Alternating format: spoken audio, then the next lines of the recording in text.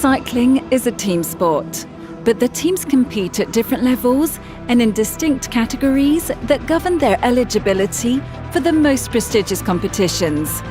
Cycling teams are divided into 3 categories. World Tour. The World Tour is the top division in world cycling. Only 18 teams compete in this category. Pro Tour. Then we have the Pro Tour teams. This second division is also comprised of 18 teams.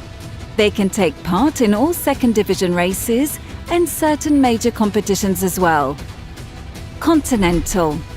The final professional division includes the continental teams. There are 161 of these teams. They have lower budgets and are eligible to compete in second division races. To establish rankings, a world ranking system has been implemented which awards points to teams based on their wins, races, and the finishing places of their riders.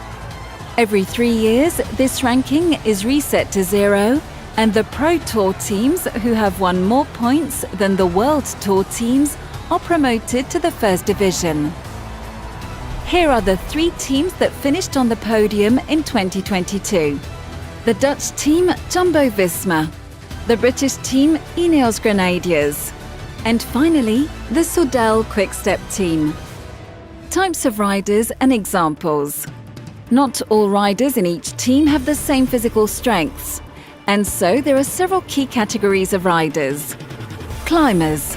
Climbers are those riders who try to win the Tour de France and other 3-week races. Climbers show their strengths in hilly stages and can easily climb the most challenging mountains. Here are 5 riders known for their climbing prowess: Tadej Pogačar, Egan Bernal, Jonas Vingegaard and Primož Roglič. Sprinters. Sprinters are fast and powerful. These riders are at home on flatter stage and show their strengths in the last 300 meters as they try to win a stage.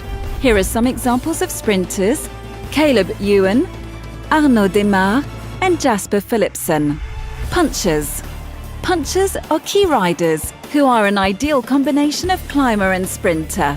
Their favourite terrain is difficult and fast hill sections. Here are 4 renowned punchers: Wout van Aert, Mathieu van der Poel, Benoît Cosnefroy and Thomas Pidcock. Rouleurs. Rouleurs are riders who put the team ahead of their own glory. They position themselves in the front of the peloton and protect the climbers, sprinters and punchers from wind so that the specialists can conserve their energy for key moments.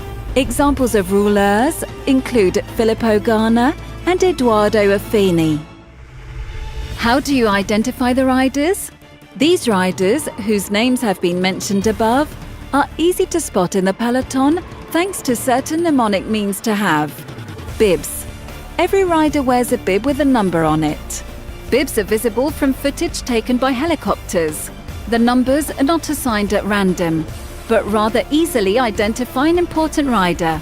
The team leader will always have a bib number that ends in 1, so 1, 11, 21 or 31 for example. Piping and jerseys. The second distinctive sign to look out for is piping and special jerseys. The winner of a national championship wears a jersey with the colours of their country's flag for 1 year. But after this year has ended, the rider reverts to wearing a classic jersey with piping on the collar and cuffs. This piping identifies a rider who has been a national or world champion.